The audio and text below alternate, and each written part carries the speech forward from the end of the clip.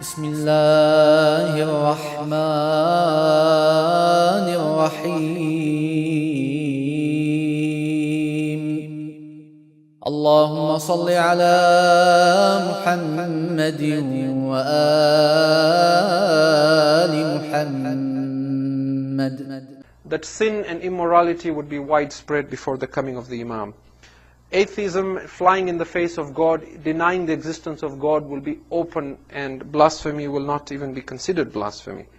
People will either stop believing in God altogether or will change religion to such a degree to suit their own beliefs that it will not even be the original Islam. Large groups of individuals, including Muslims, will become like straws in the wind, where any caller who calls them to anything, they will believe in it. Today one calls them this way, they go this way. Tomorrow somebody calls them that way, they'll go that way.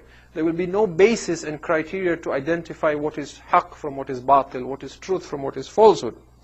And this may be perhaps because of abandoning the Quran, or because of not continuing to maintain respect and acknowledging the ulama, whatever the reason might be.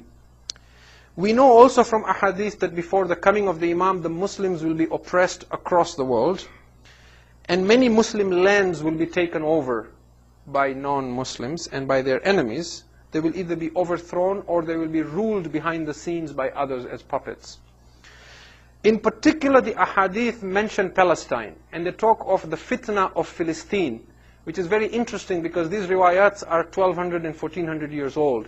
But there is a repeated mention of Palestine as being under constant strife and being taken by the enemies of Islam. So the fitna of Philistine is mentioned again and again in riwayats.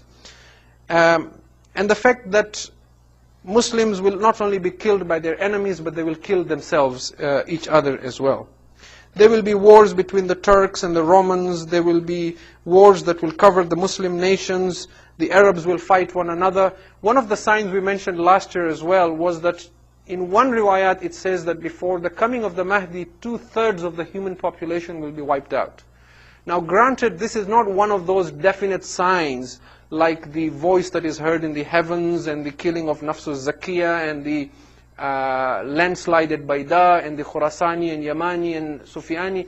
It isn't listed with those definite signs, but it is mentioned quite a bit in the books. So whether it happens like that or does not happen for any other reason, we don't know. But it is described very graphically by Imam Jaffer al-Sadiq salawatullahi wa salamu alayhi. Allahumma salli ala Muhammad wa ali Muhammad. Ali Muhammad. He says there will be a white death and a red death. The white death will kill 1/3 of the human population. The red death will kill 1/3 of the human population. When he was asked what this is, he said the white death will be death through hunger and drought and plague and disease and so on and so forth, through epidemics and pandemics and so on. The red death will be, so the white death in part will also be through natural disasters. And the red death will be through war and through fighting and through killing and through murder, the red symbolizing blood.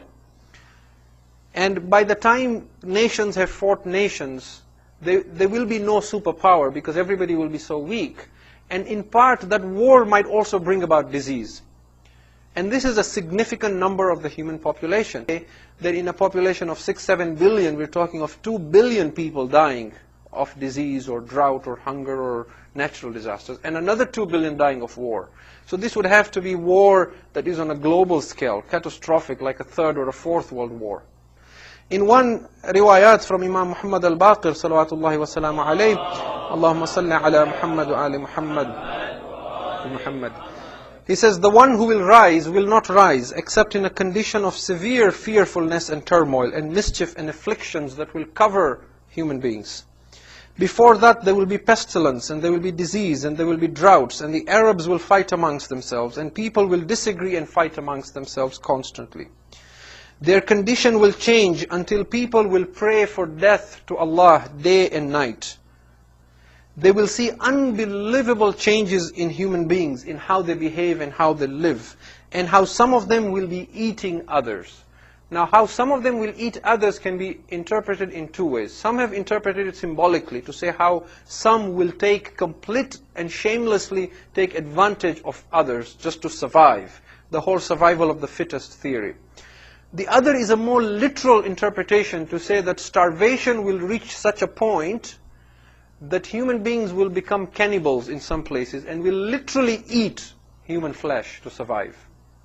And there are riwayats, there is some narrations to say that before the Qa'im returns, there will be a year of severe hunger and a lot of fear amongst human beings.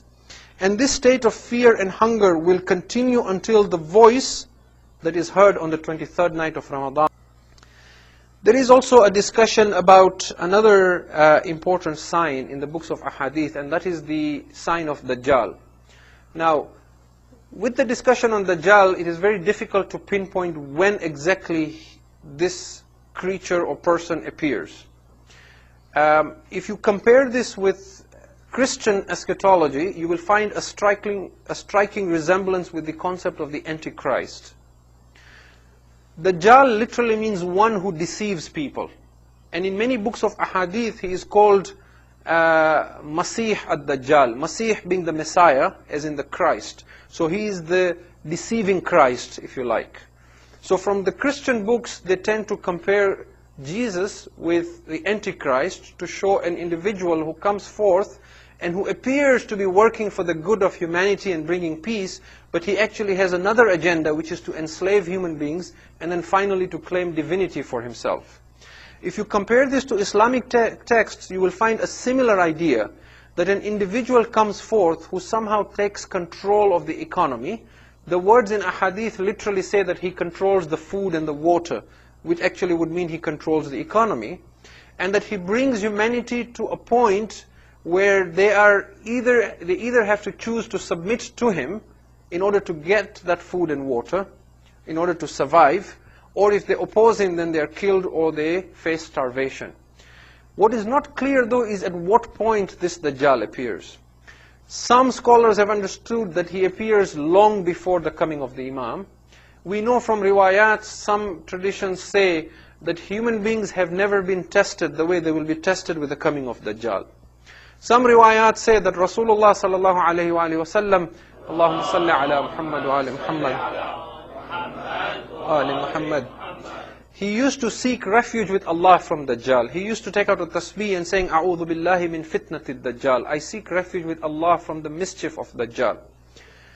Now, some of the ulama, however, believe that his coming actually happens after the coming of the Mahdi alayhi salam. And the way they position this is, the reason why Dajjal's coming is so dangerous, and the reason why he's able to mislead so many people, is because of some of the miracles, if you like, he performs to convince people of his own divinity, that he is God.